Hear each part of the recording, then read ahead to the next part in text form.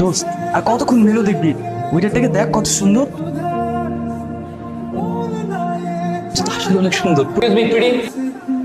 জি sir, কি order করবেন? চাপুচিনো। Cappuccino? ওটা চাপুচিনো হবে না, ক্যাপুচিনো হবে। রাইট দোস্ত, মেয়েটা আসলেই জোস। যদি বেশি পছন্দ হয় প্রপোজ করে দে।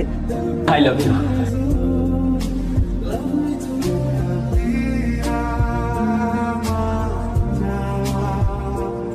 আরে দোস্ত, কি অবস্থা? হ্যাঁ,